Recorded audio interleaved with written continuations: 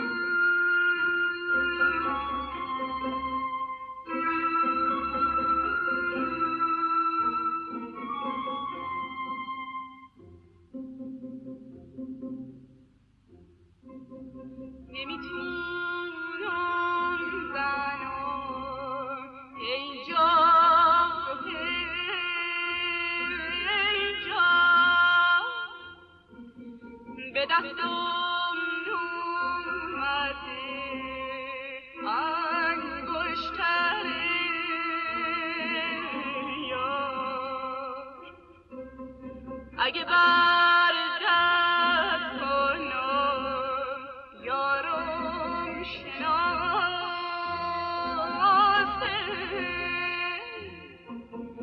اگه پنهون کنم گریه کنه یار، من همدم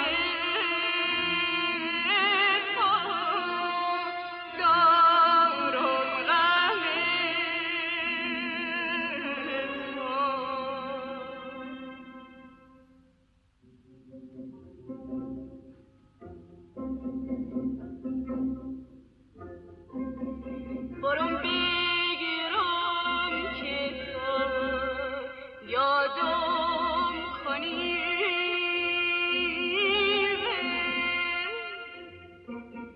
بریزی عشق و فریادم کنی،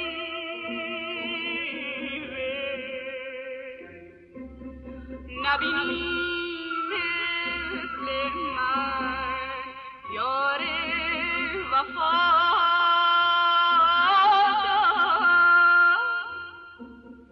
اگه 100 سال و یادی کنی، من همدم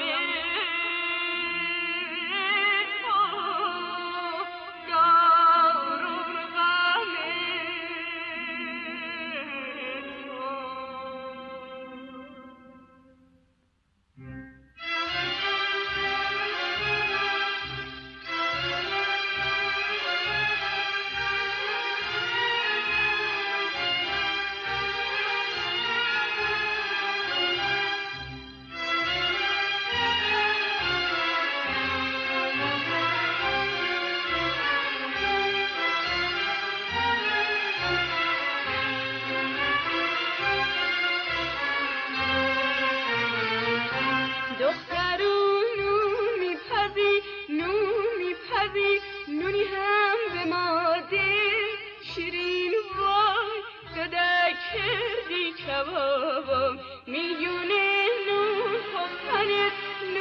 پختنت بوسی هم به ماده شیرین وای داده کردی کبابم، به هوای ابروی کمندش، به هوای چشمای قشنگش، به هوای لب مثل غندش، سرراش میبندم امشو مچ تو خوب کنم امشو.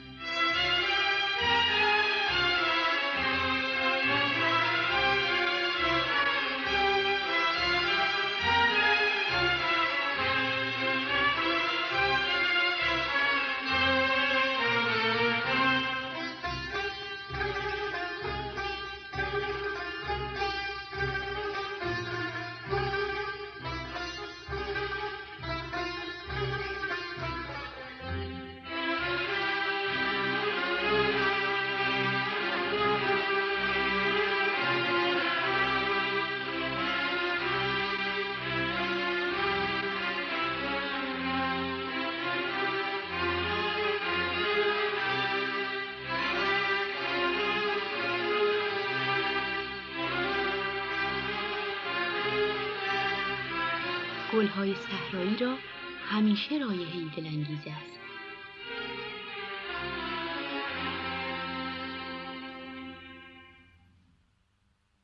آنچه شنیدید برنامه شماره 51 گلهای صحرایی بود که به اهتمام آقای جواد معروفی با شرکت افتخاری دوشیزه سیما بینا تنظیم گردیده.